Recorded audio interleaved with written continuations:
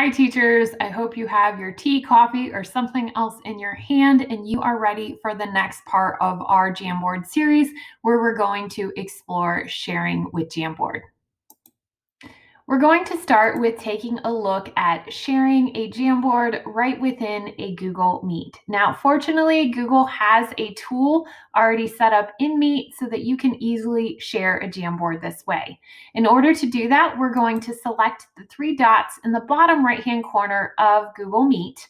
And you want to make sure before you do this, that you have a Jamboard prepared if you want to use a prepared Jamboard, or you have an idea for what activity you might want to do with a Jamboard that you're going to set up on the spot. We're going to select at the top, Whiteboard, Open a Jam, and we have two options. I can also see that I already have a Jamboard file attached to this Google Meet, and I want to actually add another one. So that's another cool feature is you can attach multiple Jamboards to a Google Meet, and students can access those different Jamboards at any point within your Meet. Now I'm going to choose a Jamboard from Drive. You'll notice when I choose a Jamboard from Drive, it pulls open all of my recent Jamboards, but I can also search all aspects of my Drive to find whatever file I want. And I want to grab this Sketch and Tell Jamboard training, and I'm going to select Open Jam. And a couple of things are going to happen when you do this. Now, the first thing that will happen is if you have already shared this Jamboard with either anyone with the link can view or anyone in your organization can view or edit, you may not get the screen popping up. Know that you can always go into your share options and further change your share options for your Jamboard. Now you have two big options. The first is to share with whoever is in your Google Meet, and the second is to turn link sharing on. So let's talk about pros and cons. Sharing with whoever is in your Google Meet. I only have one student in my Google Meet right now, and if I share with just them, I can give them edit access or viewing access. Google will actually pull all of the students in Google Meet right here. Now, this can be great because then you're not getting other users in your Jamboard. Because there's no version history at the moment for Jamboard, it can be a little bit tricky to track who's doing what, and you may not even realize if there's another user in there that you don't want in there. Your other option is to turn link sharing on.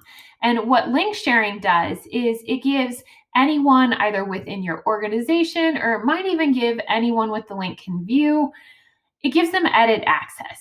Now, the benefit of this is if students come in late to the Google Meet, you don't have to manually add their access to the Jamboard. It is also a little easier to toggle on and off access for students. Now, you can choose to not give access at this time and give your access manually later as well.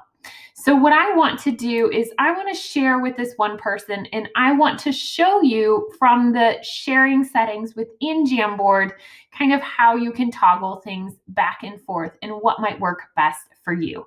So we're going to click send,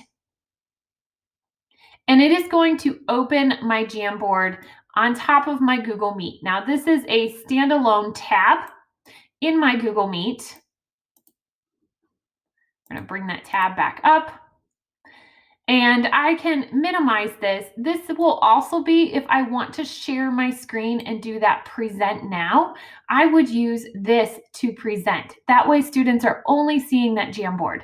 Now, fortunately, I have a second screen, so I might put my Jamboard over on that second screen, or I might even split my screen or leave it overlap my Google Meet so I can see both things at once.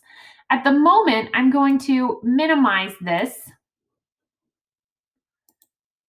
while it's loading, and I want to show you two places where students will be able to access that jam. So the first is in the chat, and you'll notice right here, it posted a link for me. I didn't have to do it myself, that all students can click on, and it will give them the proper access to that Jamboard based on what user permissions I've given them.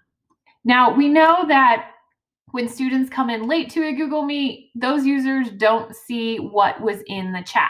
So fortunately, Google puts it in another place where any student who comes in late, comes in at another time, can access that Jamboard as well. And it is right here under the nickname of your Meet. If you click on attachments, you can see all of the attachments to that Google Meet. And here's that Sketch and Tell Jamboard training. A user can click there and click on this, and it will automatically open that Jamboard, regardless of whether or not they entered the Meet late.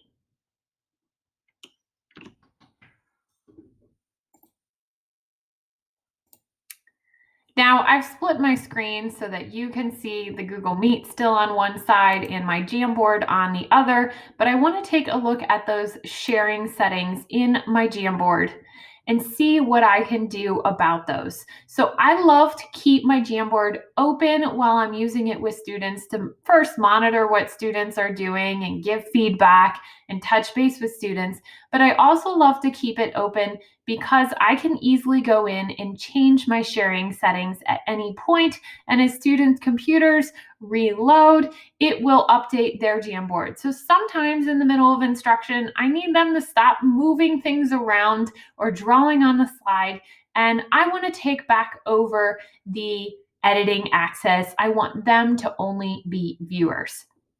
Now, because I shared with an individual student, each individual student, I would then need to go through and mark them as viewer, or I could give temporary access, comment and view only. That could take a long time if I have a lot of students in my Google Meet to go through each user and mark them as viewer. And by that point, I've already got a lot of things going on my Jamboard. So alternatively, we talked about that sharing a link. Now, if you do the link settings, you can toggle the link settings for everyone to editor or everyone to viewer. And doing this allows me with one share button to change all of the users in that Jamboard back to viewing access only. So I want you to think about that. Think about what is best for your class.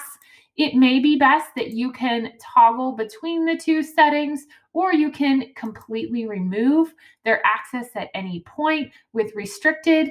If you do it under the people and groups, just keep in mind you're going to have to change that access for every single user you add. But the benefit of doing every single user is you ensure that those are the only users that can be in that Jamboard. Maybe you have a few students in as editors and the rest are in as viewers. And you can do that with the share people and groups. So think about that. Those particular sharing settings are going to apply through all the different ways that we might share a Jamboard. So as we talk about the other ways to share a Jamboard, come back to this and think about what would be best for your particular instructional situation.